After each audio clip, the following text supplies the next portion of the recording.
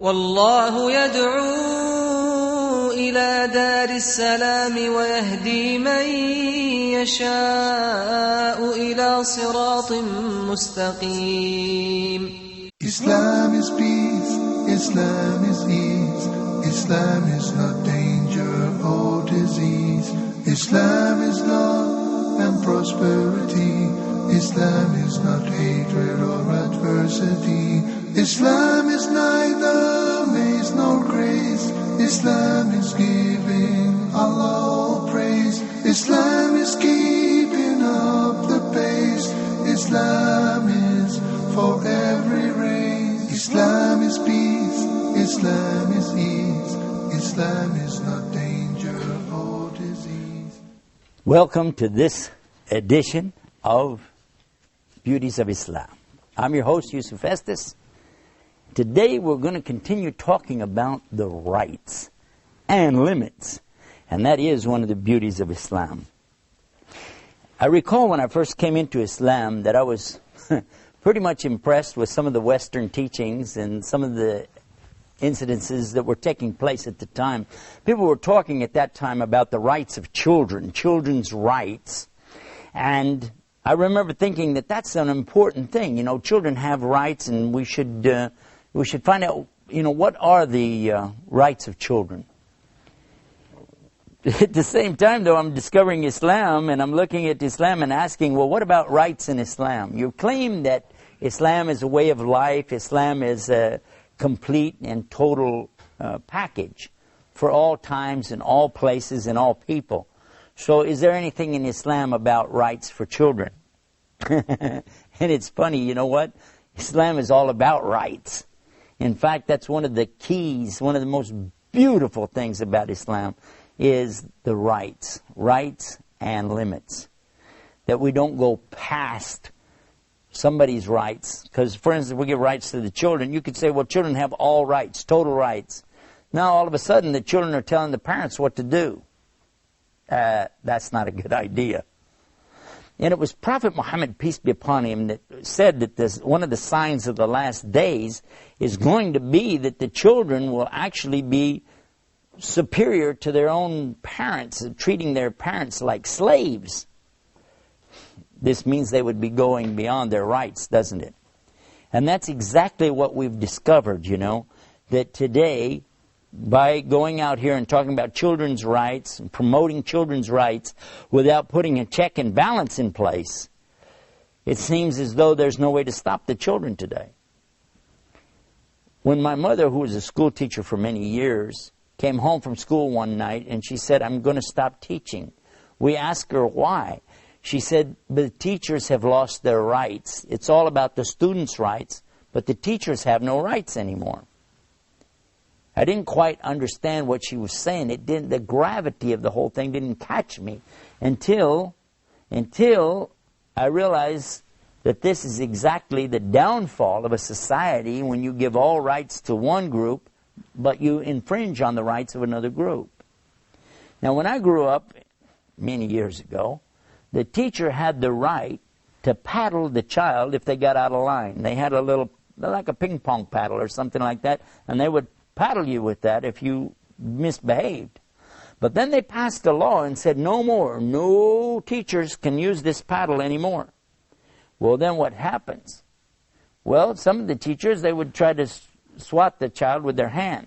Well, they made a law against that as well. They said, no, you can't do that. That's not going to work.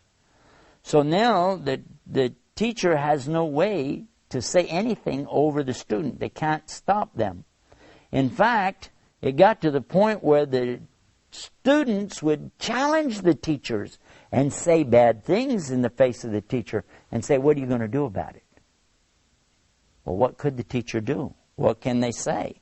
Because here you are, you're trying to teach a class and you got students that will just stand up and say anything, do anything, and what can you do?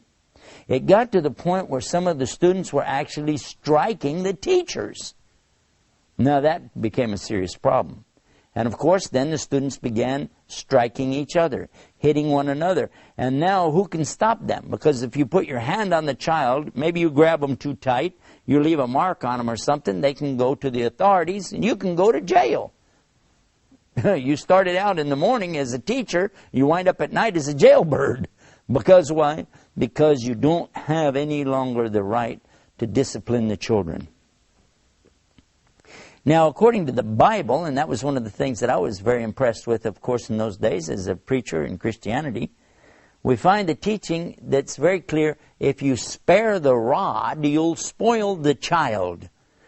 And I always derived the meaning out of that it meant that you have to use the rod at least to let the child see that you're in authority here, you know. Then the child will behave. Otherwise, they don't see any reason to follow the rules, because there's not going to be any punishment if I don't, so who'll stop me? Spoil the rod, spare the rod, spoil the child. That's what it says. Spare the rod, spoil the child. But when I got to Islam, I said, well, what does that teach? They said, well, in Islam, you're not allowed to pick up a stick and beat children. That's not permissible anyway, so we don't have that. But we do have the thing where we teach the children from early on the proper respect for authority.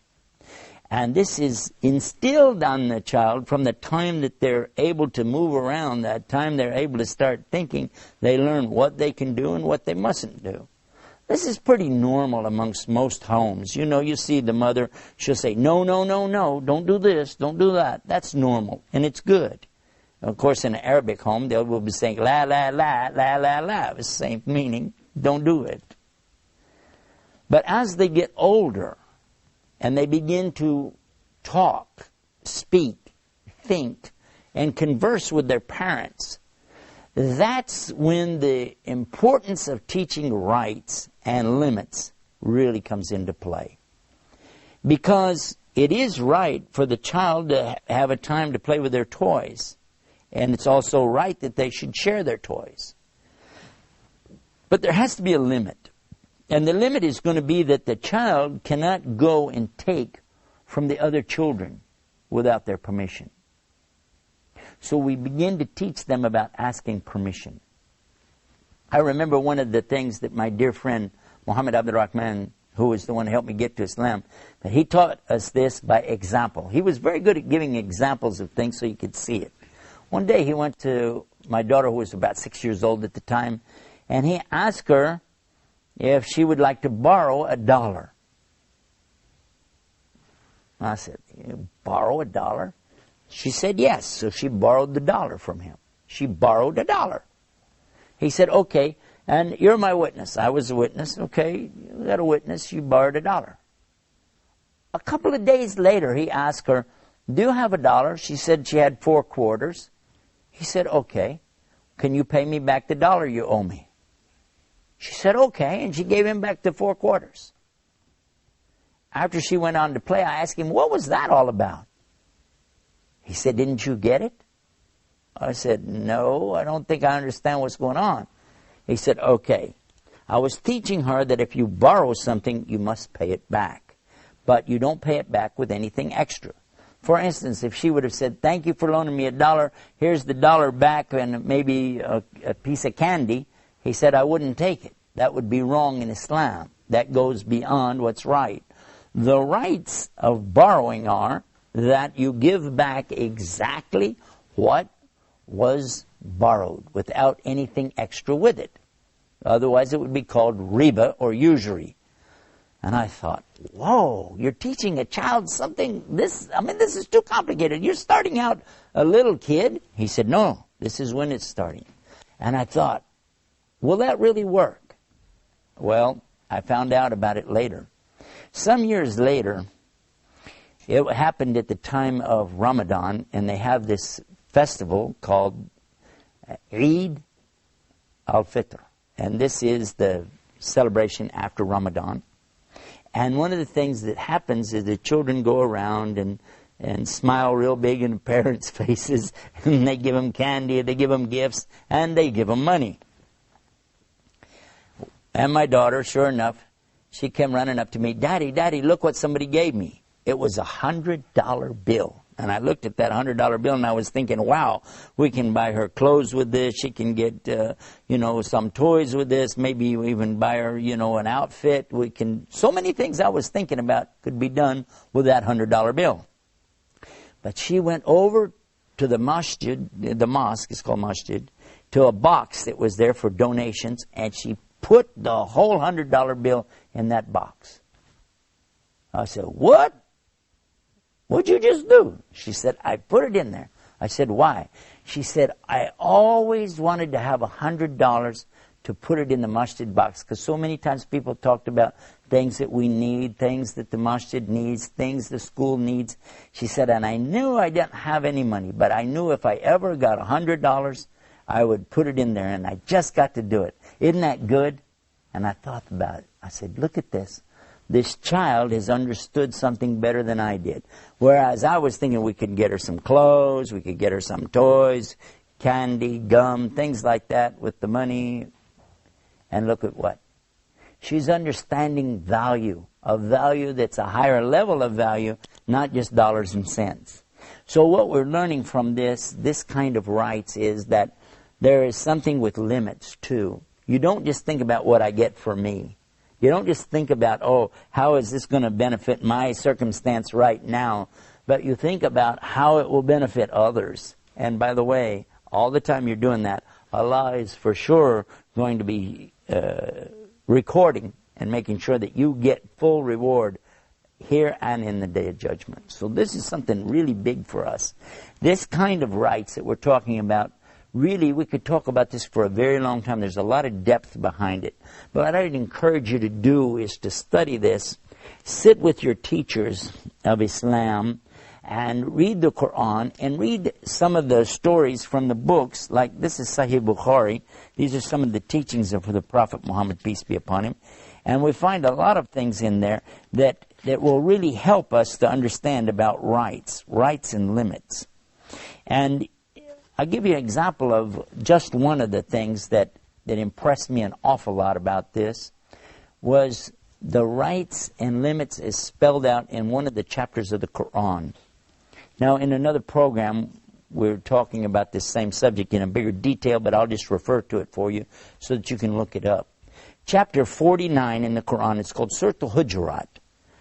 Surah Al-Hujurat. And when you go to this chapter 49 in the Quran, you're going to be surprised to discover how it's telling you the proper dealings with men and women both. What a man should do, what a woman should do, what women together should do as groups, what you shouldn't do, how to behave, how is your behavior, and the akhlaq is what they call it. This is akhlaq, the behavior. And all of these things are dealing with the rights and limits of a human being. I think this is a good chance for me to sum it up and tell you that if you go to our website, the website it's called beautiesofislam.com, and you'll find programs like this will be displayed there. And you'll get a chance also to find our other links that will take you to the Quran and the teachings of Muhammad. And when you go and watch for yourself these little programs, the snippets that we'll have on there for you, I think it'll help you to put all of it in perspective. But the rights and limits that come with Islam are definitely one of the many beauties of Islam. And having said that, I find myself now we're at the end of another program with so much more to go. So we'll ask you to just be with us the next time right here for more beauties of Islam. Until then, salam. Islam is peace, Islam is ease, Islam is not danger or disease. Islam is love and prosperity. Islam is not hatred or adversity. Islam is neither maze nor grace. Islam is giving Allah all praise. Islam is keeping up the pace. Islam is for every race. Islam is peace, Islam is ease, Islam is not danger or disease. Islam is love and prosperity. Islam is not hatred or adversity. Islam is neither maze nor grace. Islam is giving, Allah